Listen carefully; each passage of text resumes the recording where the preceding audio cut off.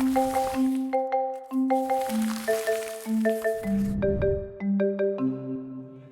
good morning. My name is Braeden. For those of you who I haven't had the pleasure of meeting yet, I am super excited to be here once more with all of you.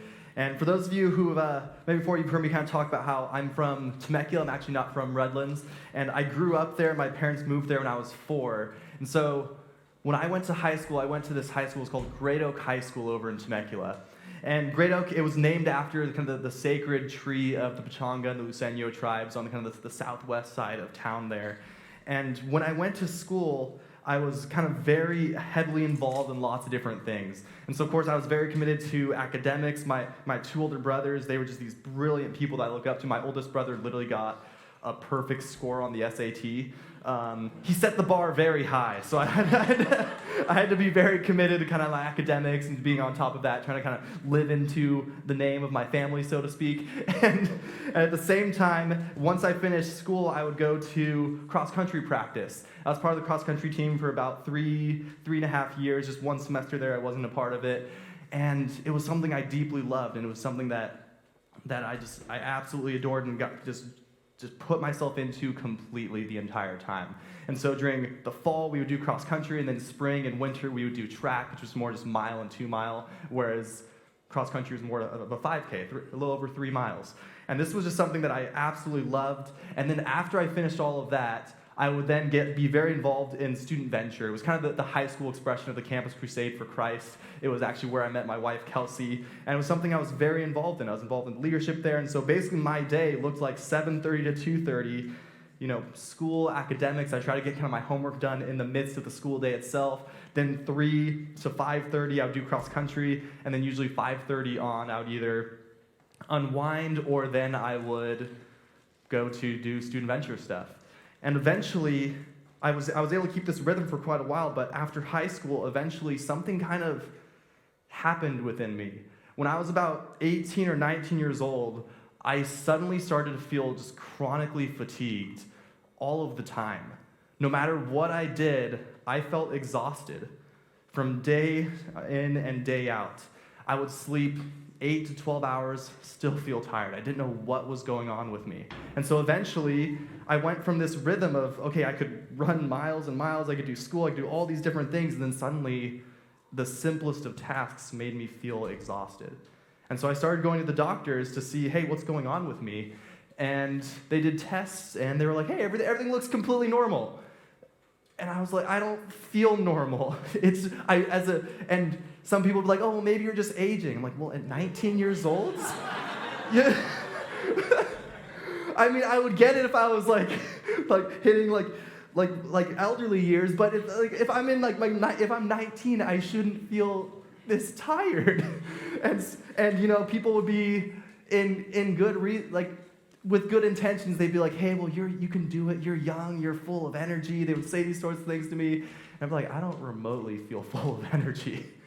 And so this was just kind of a struggle for me for many, many years. I didn't know what was going on. The doctors kept telling me everything looked fine, but I didn't feel fine. And so I tried different things that would help me, different things that people recommended along the way. And surprisingly, one of 2 things helped me here and there. And I wouldn't say it completely alleviated the exhaustion, but there was something about these 2 things that were helpful for me that kind of helped me feel a little more energetic. And those 2 things, the first off was yoga.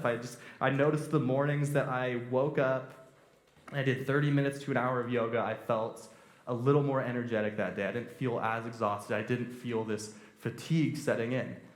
And then another thing was silence, which was kind of paired with the yoga. And there was one thing in particular. I don't know if any of you guys have heard of float tanks before. There's something called float tanks, or sensory deprivation therapy. It's this little pod, and it's about 11 inches of water, but 1,000 pounds of Epsom salt.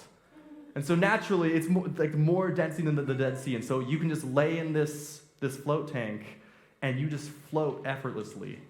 And they heat it to the exact same temperature of your skin, and then if you feel comfortable, you can turn off the lights and close the lid, and it essentially cancels out sound, sight, feeling of touch, and just all of your senses are kind of just neutralized for an hour to an hour and a half. And I noticed whenever I did this, for several days, I felt essentially like I did in high school. I felt energetic again. I didn't feel exhausted. And so this was something that was just amazing to me. And so this is something I began to do. I tried to just religiously do yoga every single morning. I tried to just every several days or once a week, I would try to float. And so I began to feel more energetic. I began to go through my life as usual, do Bible college, seminary, began pastoral work at the church I was a part of back in Temecula. And while I was a part of this church, we did this special needs camp. And the special needs camp was called Johnny and Friends. And once a year, they do this camp. It's this retreat for families. And they get to all come, and they get to come with their kids, and the parents get different times to themselves. The kids get different activities themselves, and it's this very holistic retreat for families. And so it's something that I just fell in love with. And I began to get very involved in special needs ministry, so much so that my wife and I, we did the Johnny and Friends. They have this disability ministry certificate program called Beyond Suffering. And as I was going through the program, I know there was one particular unit where it starts to kind of detail different disabilities and help you understand kind of the signs and symptoms and just what people experience in these situations.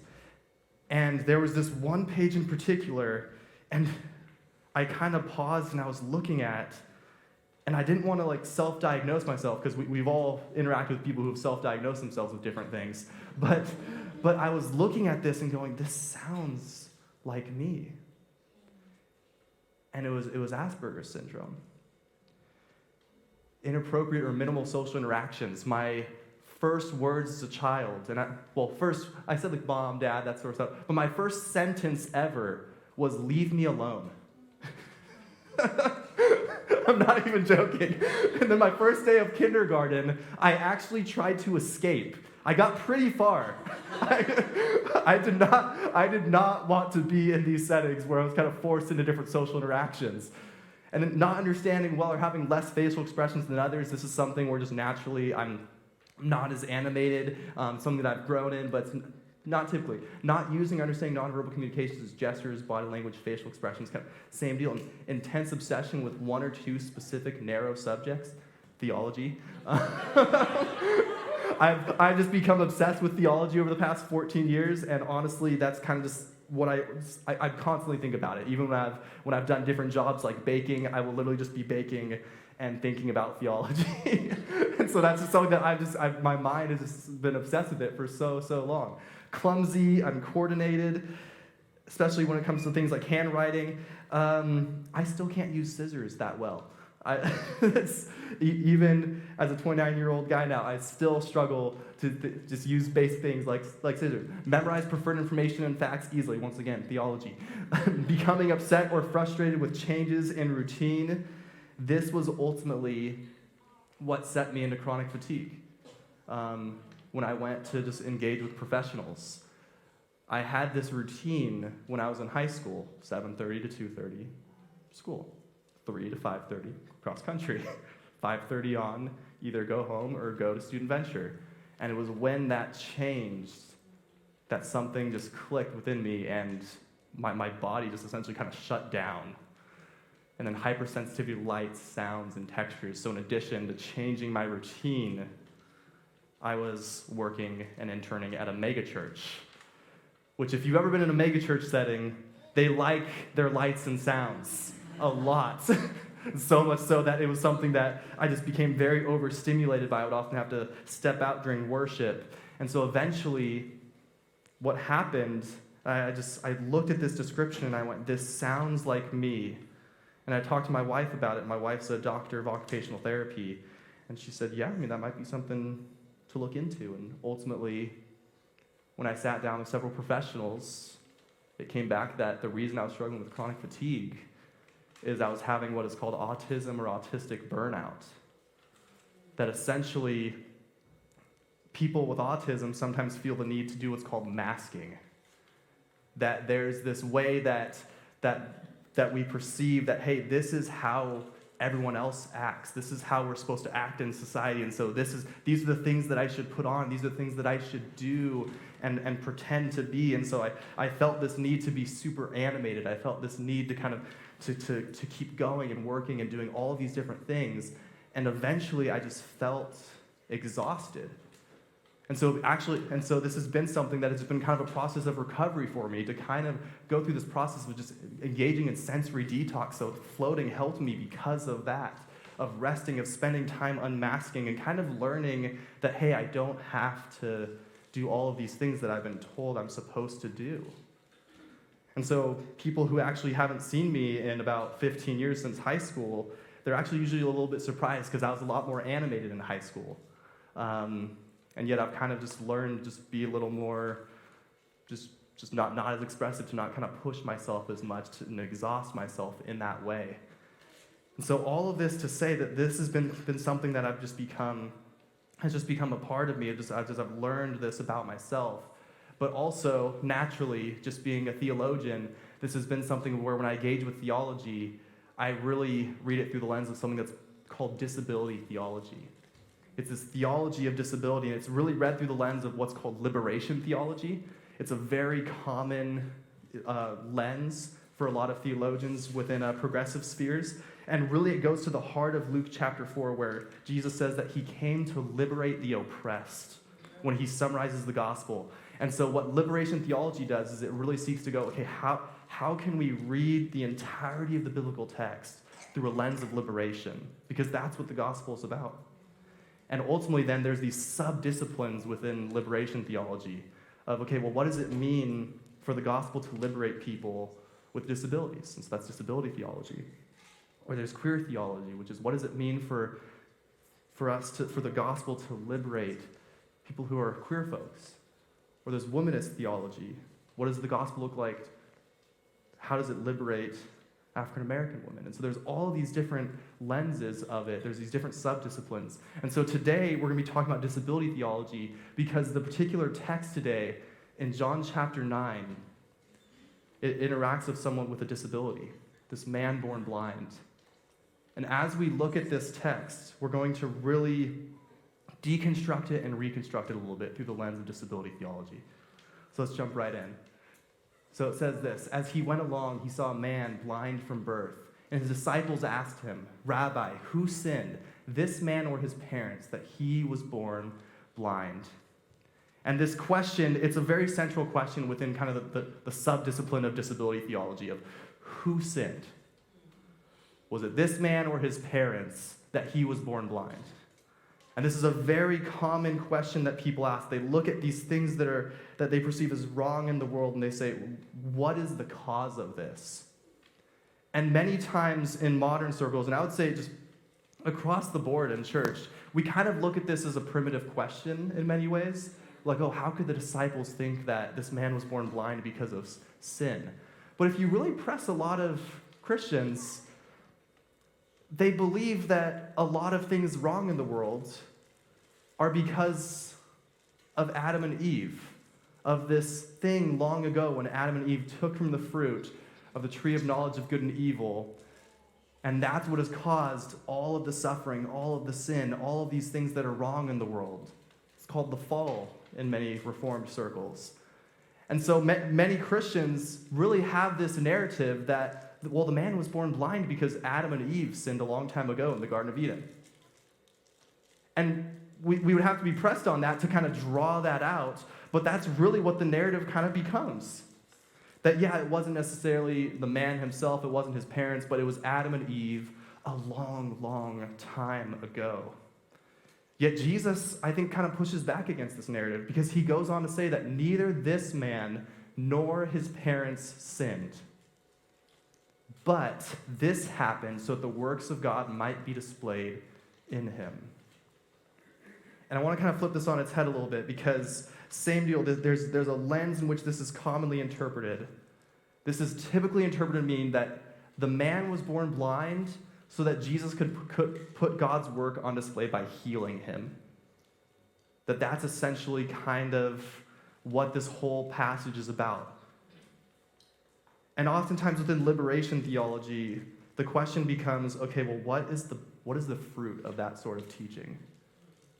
If you were to follow some of these teachings to their logical conclusion, what does that look like in action in the world?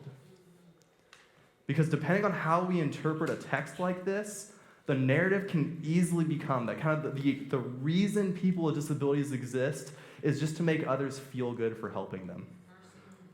That like, hey, like we're just going to provide this service, we're going to help people with disabilities, that just like Jesus, came in and God's work was put on display by healing this person who was born blind, we now are doing God's work by helping these people who are experiencing these disabilities.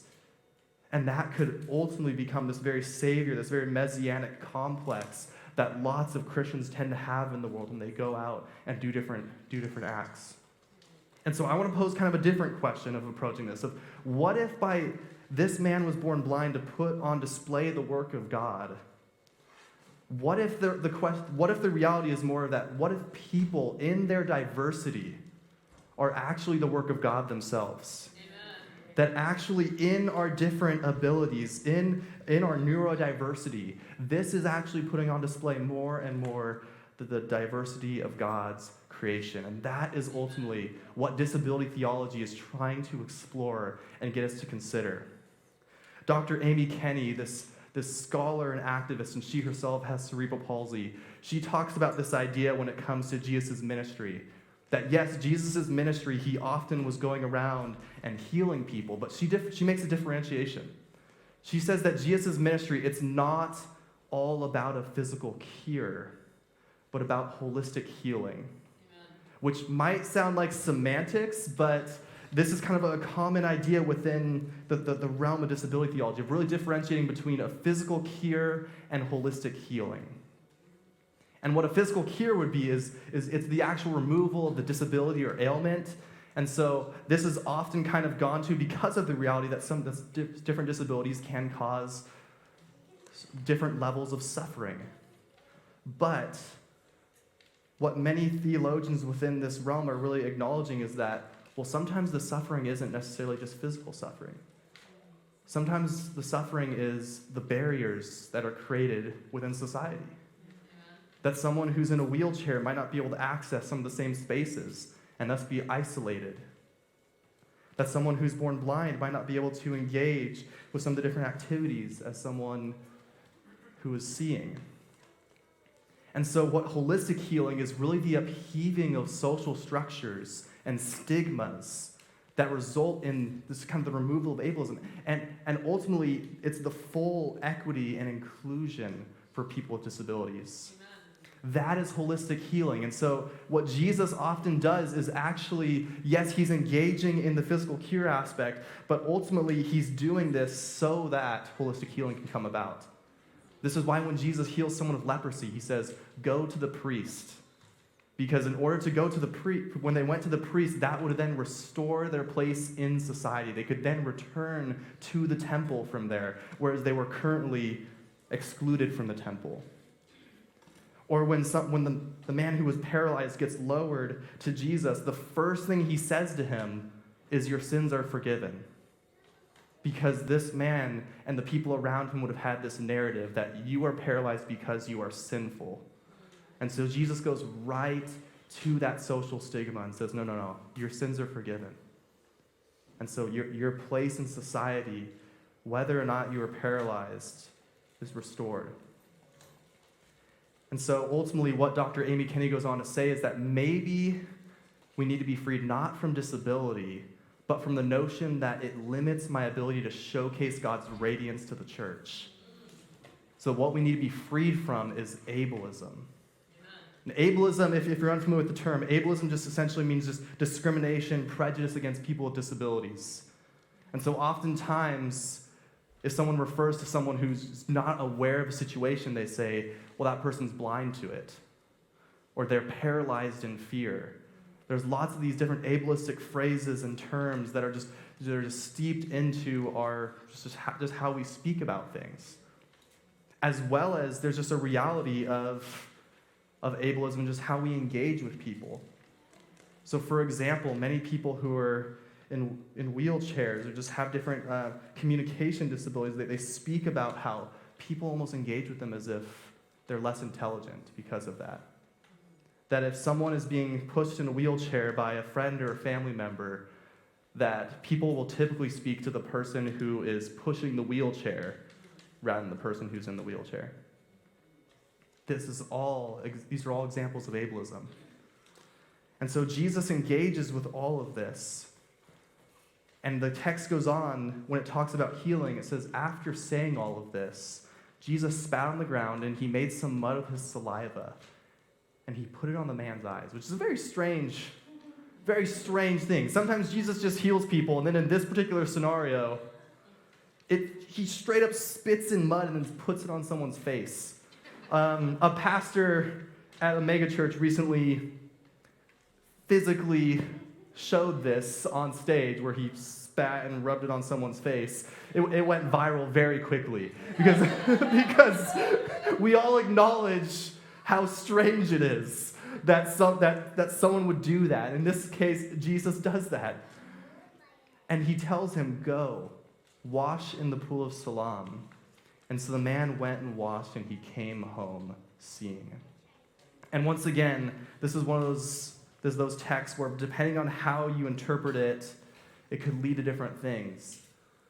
And so I'd encourage us to read this slightly metaphorically here. That this holistic healing of the world, it's not a nice and neat task. It's a messy process. It's not something where just you do one act and things change. And I think that's what many people are expecting when they engage with healing ministries. Oftentimes, healing ministries is thought of to just be kind of this, you just pray for something, and you just pray for something to change in an instant. And that's understandable that conclusion would be arrived at, because you look at the scriptures, and oftentimes this is what healing is. But holistic healing, to change stigmas, to change social structures, this is a messy, lengthy process. And so I would just ask, how can Paradox participate in this messy process of holistic healing? There was this study that was done, and they really kind of identified 5 characteristics of inclusive churches, particularly inclusive churches when it comes to including people with disabilities. The first of which was to really feature faith leaders who are committed to inclusion across the board. So to have faith leaders who have made it a personal commitment of how do we include people with disabilities? How do we create more inclusion and accessibility? Or perhaps even faith leaders who themselves have disabilities. And then to use educational resources to address disability-related issues.